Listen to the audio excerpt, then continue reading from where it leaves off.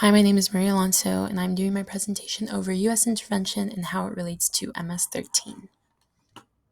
So the primary source that I've chosen to analyze is a letter from the United States Department of State addressed to Joseph Moakley, a member of the U.S. House of Representatives, written on March 5, 1982.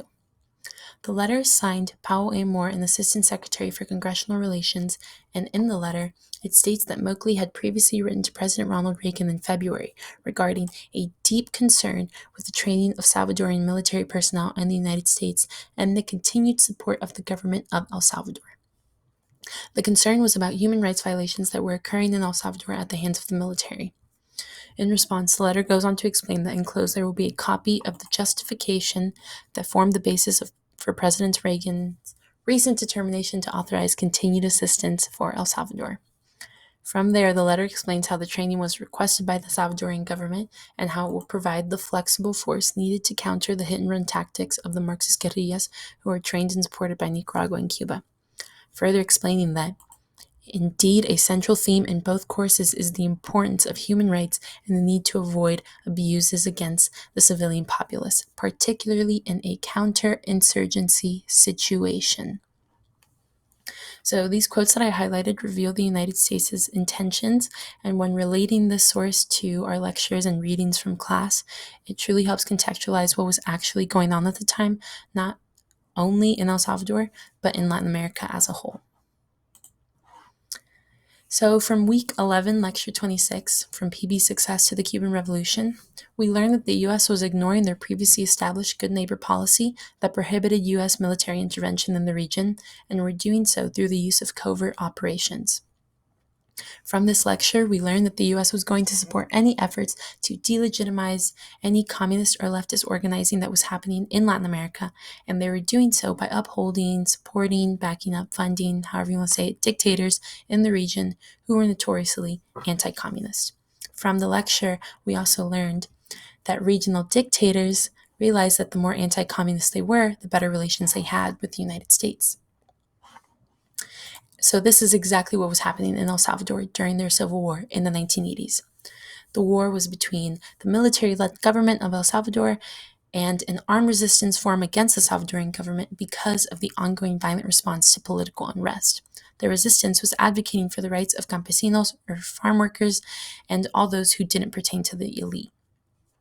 From here, El Salvador goes into a state of civil unrest for years, where the U.S. funded and trained Salvadoran military to liberally terrorize civilians through death squads, recruitment, including child recruitment, and other forms of violence and human rights violations, all in the name of counterinsurgency, though most of the violence enacted onto the people was done by the military, not the revolutionaries. So how does this all relate to MS-13? Well, the letter and the lecture help contextualize the social and political situation in El Salvador during this time period. And Stephen Dudley's MS-13, The Making of America's Most Notorious Gang, provides actual testimonies of people living through that time, like Norman, whose family was directly affected by the violence perpetuated by the Salvadorian military. The introduction of the book tells how when Norman was a boy, the army came to his house, took two of his brothers to their barracks, and his family had lived through gun battles.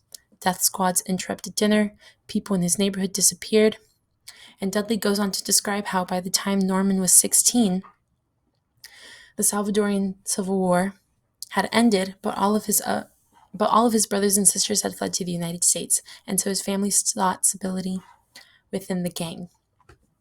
Fleeing from El Salvador to the United States due to the country's violent political unrest in the 80s that had lasting detrimental effects to the country's social and political climate is not a unique experience pertaining solely to Norman's family.